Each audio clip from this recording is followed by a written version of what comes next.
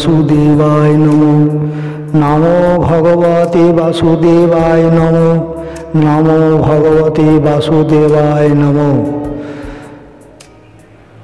जय श्री कृष्ण, जय श्री कृष्ण, जय श्री कृष्ण।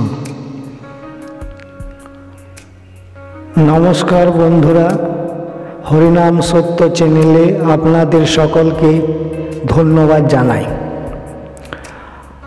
आपनादेरके आज मोक्षदा एकादशी कबे, मोक्षदा एकादशीर माहात्म्य की, मोक्षदा एकादशी करले कि लाभ है सम्पूर्ण विस्तारित भावे आलोचना करब। आपनारा धैर्य हये এই ভিডিওটি দেখুন এবং ভালো লাগলে সাবস্ক্রাইব করবেন, শেয়ার করবেন, লাইক করবেন। চলুন একাদশী সম্বন্ধে আলোচনা করা যাক। তো এই মোক্ষদা একাদশী একটি শুভ দিন, যা পাপ থেকে মুক্তির জন্য এবং মৃত্যুর পরে মোক্ষ লাভের জন্য বিষ্ণুর উপাসনার জন্য নিবেদিত হয়। একাদশী গীতা জয়ন্তীর মতো একই দিনে পালিত হয়, যেদিন কৃষ্ণ পাণ্ডব রাজকুমার অর্জুনকে ভগবদ গীতার পবিত্র উপদেশ দিয়েছিলেন, যা হিন্দু ইতিহাস গ্রন্থে মহাভারতে বর্ণিত হয়েছে। ব্রত কথা, এই মোক্ষদা একাদশীর ব্রত কথা। মোক্ষদা একাদশী সম্পর্কে ব্রহ্মাণ্ড পুরাণ এবং পদ্ম পুরাণে পাণ্ডব রাজা যুধিষ্ঠিরের কাছে ভগবান কৃষ্ণ বর্ণনা করেছেন। একবার বৈখনাস নামক একজন সাধু রাজা চম্পক নগরে সম্পূর্ণ মমতায় রাজত্ব করছিলেন। প্রজাদেরকে নিজের সন্তানের মতো আচরণ করেছিলেন। তার প্রজারা বৈষ্ণব সম্প্রদায়ের অন্তর্গত এবং বৈদিক জ্ঞানে অত্যন্ত পণ্ডিত ছিলেন। একবার রাতে রাজা একটি স্বপ্ন দেখেছিলেন, যেখানে তিনি যম দ্বারা শাসিত নরকে তার পূর্বপুরুষদের যন্ত্রণা ভোগ করতে দেখেছিলেন। মৃত্যুর দেবতা, যিনি তাদের মুক্ত করার জন্য রাজার কাছে অনুরোধ করছিলেন। রাজা অত্যন্ত ব্যথিত হলেন এবং পরের দিন তার পরিষদের ব্রাহ্মণদের কাছে এই দুঃস্বপ্নের কথা বললেন। কিভাবে তার মৃত পিতা ও তার পূর্বপুরুষদের নরকের অত্যাচার থেকে মুক্ত করা যায় এবং তাদের মোক্ষ প্রদান করা যায়, সে সম্পর্কে তিনি তাদের পরামর্শ চেয়েছিলেন। পরিষদ রাজাকে সর্বজ্ঞ সাধক পার্বত মুনির কাছে যাওয়ার পরামর্শ দেন। ঋষি ধ্যান করে রাজার পিতার নারকীয় অত্যাচারের কারণ খুঁজে পেলেন। তিনি বলেছিলেন যে তার বাবা তার স্ত্রীর ডিম্বস্ফোটনের সময় তার যৌন কর্তব্য পালন না করায় পাপ করেছিলেন। পরিবর্তে একটি গ্রামে যাওয়ার জন্য বেছে নিয়েছিলেন। পরিস্থিতি সংশোধনের সমাধান হিসেবে ঋষি রাজাকে মোক্ষদা একাদশীর দিন ব্রত পালনের পরামর্শ দেন। মোক্ষ একাদশীতে রাজা তার স্ত্রী, সন্তান এবং আত্মীয়দের সাথে পূর্ণ বিশ্বাস ও ভক্তি সহকারে ব্রত পালন করেন। রাজার ধর্মীয় যোগ্যতা স্বর্গের দেবতাকে খুশি করেছিলেন, যারা রাজার পিতাকে তাদের স্বর্গে নিয়ে গিয়েছিলেন। মোক্ষদা একাদশীকে চিন্তামণির সাথে তুলনা করা হয়, যে রত্ন সমস্ত ইচ্ছা পূরণ করে। বিশেষ যোগ্যতা ব্রত দ্বারা অর্জিত হয় বলে বলা হয়, যার দ্বারা কেউ নরক থেকে স্বর্গে উন্নীত হতে পারে বা নিজে মোক্ষ লাভ করতে পারে। এই হচ্ছে মোক্ষদা একাদশীর। এই একাদশীর পূজাবিধি সামান্য কিছু আলোচনা করছি। একাদশী তিথির দিন ভগবান বিষ্ণুর বিধি বিধানের সঙ্গে পুজো করা হয়। মনে করা হয় যে এরকম করলে যে কোনো রকম মনস্কামনা পূর্ণ হয়। সকালবেলায় স্নান করে শুদ্ধ বসনে দীপ জ্বালিয়ে ভগবান বিষ্ণুর গঙ্গা জল দিয়ে অভিষেক করতে হবে। ভগবান বিষ্ণুকে ফুল এবং তুলসী অর্পণ করতে হবে। সম্ভব হলে ওই দিন ব্রত রাখা উচিত। পূজা শেষে ভগবানের আরতি করতে হবে। বিশেষভাবে খেয়াল রাখতে হবে যে ভগবানকে শুধু সাত্ত্বিক জিনিসের ভোগ দেওয়া উচিত। ভগবান বিষ্ণুর ভোগে অবশ্যই তুলসী পাতা দিতে হবে। মনে করা হয় যে বিনা তুলসীতে ভগবান বিষ্ণু কোনোদিনই ভোগ গ্রহণ করেন না। এই দিন ভগবান বিষ্ণুর সাথে মা লক্ষ্মীরও পুজো করা উচিত এবং এই দিন যত বেশি সম্ভব ভগবানের ধ্যান করা উচিত। এই উপবাসে বিষ্ণু সহস্র নাম পাঠ করলে কাঙ্ক্ষিত ফল পাওয়া যায়। এর পাশাপাশি রাত জেগে ভগবান বিষ্ণুকে স্মরণ করা উচিত। মোক্ষদা একাদশীর উপবাস পালন করলে ভগবান বিষ্ণু ও মা লক্ষ্মীর আশীর্বাদ পাওয়া যায়। এছাড়া এই দিনে দান করলে বহুগুণ পুণ্য হয়। শ্রেষ্ঠ ফলদায়ক মোক্ষদা একাদশী।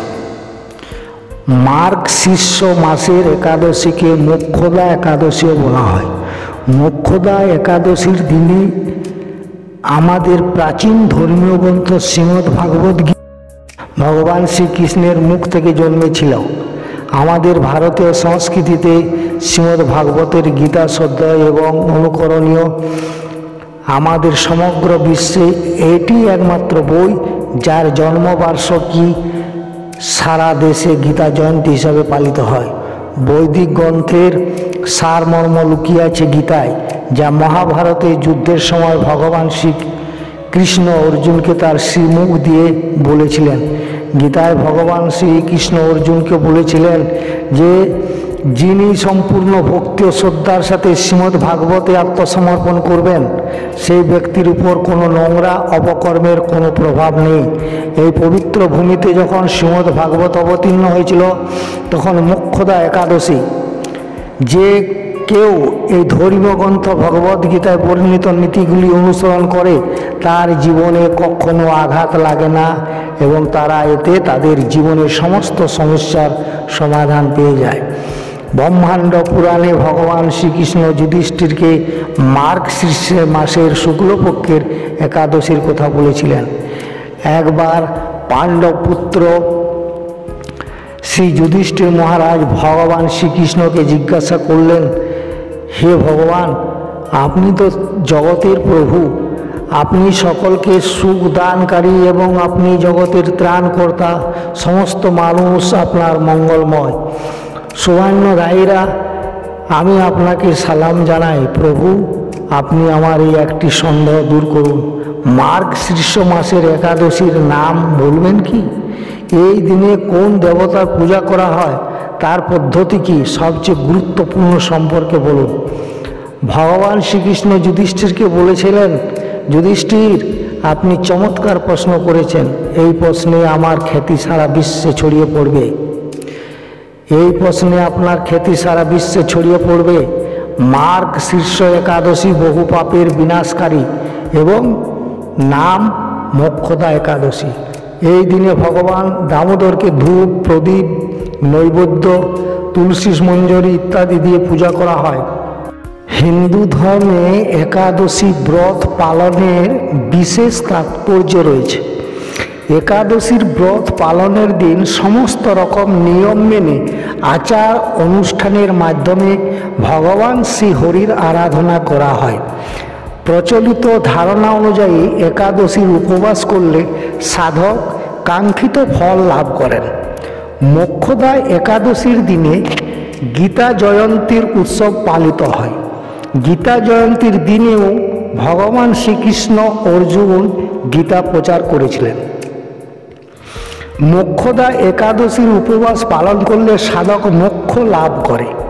আসুন জেনে নেওয়া যাক ডিসেম্বর মাসে কোন দিনে মোক্ষদা একাদশীর উপবাস পালিত হবে।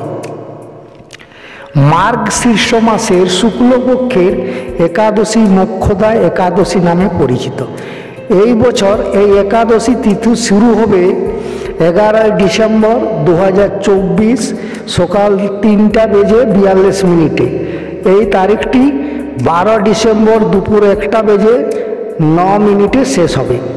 এই ক্ষেত্রে উদয় তিথি অনুসারে 11 ডিসেম্বর মোক্ষদা একাদশী ব্রত পালন হবে এবং এই ব্রতর পালন কাল হলো 12 ডিসেম্বর। মোক্ষদা একাদশীর দিন সকালে স্নানের পর ভগবান বিষ্ণুর ধ্যান করুন। তারপর পরিষ্কার কাপড় পরে মন্দির পরিষ্কার করুন। তারপর মন্দিরে একটি পরিষ্কার বেদির উপর ভগবান বিষ্ণুর মূর্তি স্থাপন করুন। এই দিন ভগবান বিষ্ণুকে হলুদ ফুল, হলুদ বস্ত্র এবং চন্দন অর্পণ করুন।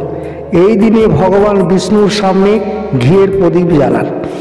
শেষে মোক্ষদা একাদশীর ব্রত কাহিনী পাঠ করুন এবং আরতি করুন। বিষ্ণুকে অন্ন অর্পণ করুন। শাস্ত্রে মোক্ষদা একাদশীর উপবাসের বিশেষ গুরুত্ব রয়েছে। এই একাদশীর দিন ভগবান বিষ্ণুর চতুর্ভুজা রূপে পূজা করা হয়। পূর্বপুরুষদের আত্মার শান্তি ও মোক্ষ লাভের জন্য এই উপবাস পালন করা হয়। মোক্ষদা একাদশীর উপবাস করলে ধন সম্পদ লাভ হয়। এর সাথে সাথে বিয়ে ও সন্তানের জন্ম হয়। তো বন্ধুরা, এই মোক্ষদা একাদশীর দিন তারিখ সব আপনাদেরকে বললাম। আপনার এই দিন তারিখে মোক্ষদা একাদশীর ব্রত পালন করবেন এবং 12 ডিসেম্বর ব্রতের পালন সমাপ্ত করবেন। তো বন্ধুরা, এই ভিডিও আমি শেষ করছি এখানে। আগের ভিডিও পাওয়ার জন্য ভিডিওটি সাবস্ক্রাইব করুন এবং লাইক করুন। আমি সামনের একাদশীর ভিডিও খুব তাড়াতাড়ির মধ্যে আপলোড করব। আপনারা আমার চ্যানেলে অবশ্যই দেখতে পাবেন। চ্যানেলটি সাবস্ক্রাইব করুন এবং বেল আইকনটি অন করে রাখুন। অবশ্যই পরের ভিডিও আপনাদের চ্যানেলে অবশ্যই শো হবে। আপনারা তখন পরের ভিডিও দেখতে পাবেন। সামনে যে একাদশী আসছে সেই আগের একাদশীও আমি ভিডিও আপলোড করব। নমস্কার বন্ধুরা।